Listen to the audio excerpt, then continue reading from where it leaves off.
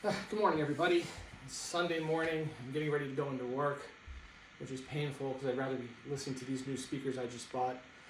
But let me just talk about these new speakers. I just purchased these. I went to Axpona looking for some high-end speakers. I've had my Wilsons for over 10 years. 10 years is a long time for an audiophile not to swap out some new speakers. So I was on a mission to see if I could find speakers I wanted to maybe upgrade to.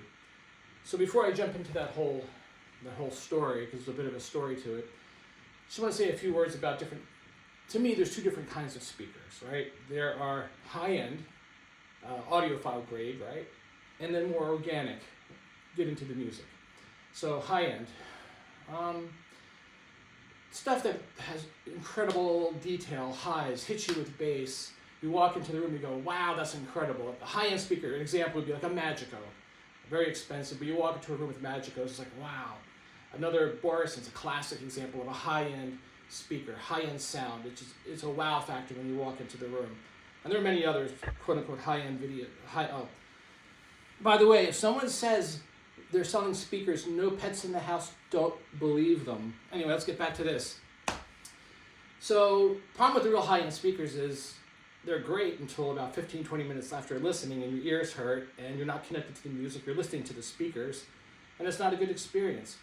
So I've always loved high-end sound, and now I'm gravitating to more organic sound because maybe I'm getting a lot older. Okay, so what about organic sounding speakers?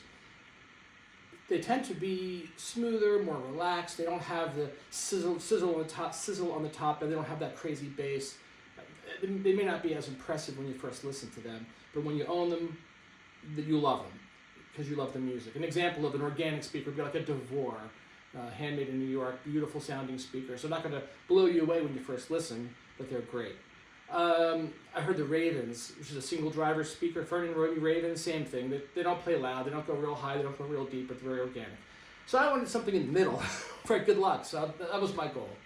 So at Exponent, my buddy Richard and I went to every room. It took us 3 days. We spent at least 2 tracks per room, and we'd hear stuff that really blew me away, that I just loved. Example would be like the Karma speakers. They have this diamond driver. They're beautiful. Oh, they're $50,000, $60,000. Well, that's a no-go. Walk into another room, and it was the Rockports with the beryllium tweeter. And they were just, wow, these are high-end, but they sound smooth and beautiful. Oh, those are $70,000. So I was getting a little depressed. I guess I'm not going to buy any speakers on this trip. So we go into this room, the Morel, M-O-R-E-L. Never heard of Morel.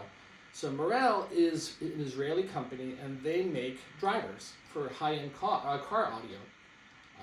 I've never heard of them, but they've been around a long time and very well respected. So they decided to make their own high-end speaker. Why not? If you're a master at drivers, make your own speaker. And this was their first attempt, and boy, did they knock it out of the park. So take this screen off. It's held on by magnets. So held on by magnets, which we've seen before, but they do it beautifully. These are absolutely incredible. And I heard them immediately. I said to Richard, these are $30,000 speakers. Let's move on to the next room. And then the representative of the company said, no, these are $11,000. 11 grand? Now, I know that's a lot of money, but in the world of high-end, mega high-end, 11 grand for speakers is a steal.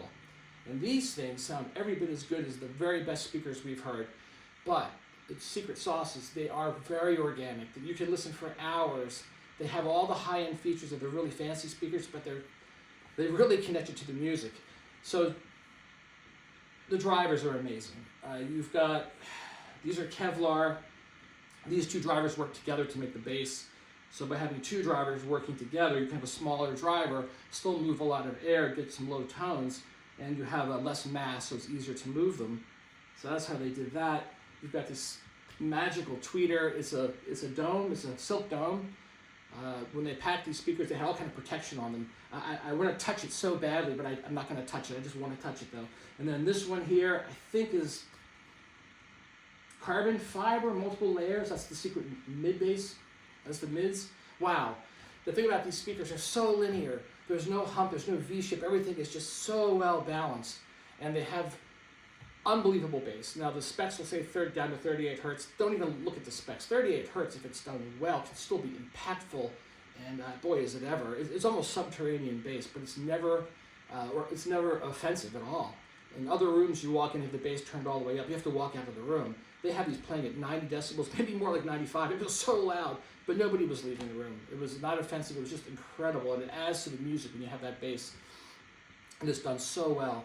The secret, though, well, there's multiple secrets on these speakers. The mids and the imaging. So everything around you is so well placed. It's just beautifully done.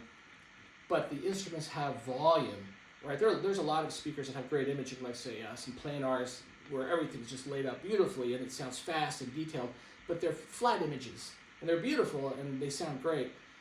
But only the very best speakers give volume to the instruments and to the voices, and that's what these do, and that's what some of the very best speakers in the world do that cost $50,000, $60,000, and you're getting it for $11,000.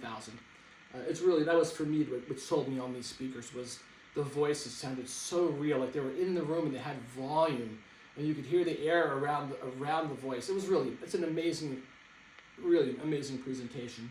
And then the tweeter, which of course I won't do it. I'm tempted, but I won't.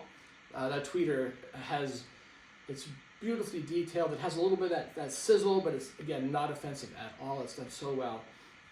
So these are the Morel the Sopran, S-O-P-R-A-N, Morel Sopran speakers. 634, I believe, is the number. There's one set that's bigger that you can buy. You don't need bigger. I mean, I'm 5'10", maybe 5'9.5", so they're not tiny speakers by any stretch. Boy, what else can I say? I'm very fortunate to be the very first pair shipped to the United States. I bought the floor model at Axpona, and all I can say is, wow, you guys really hit it out of the park with this speaker. It's the best speaker I've ever owned at a price of $11,000. Now it's $13,000 if you get the upgraded wood veneer. I just say, wow, I love this speaker, and if you ever have a chance to hear them, I mean, it's worth it. They're amazing. I know I'm waxing poetic about these speakers, and that's how I feel about them, and I bought them. So anyway, have a great day and happy listening.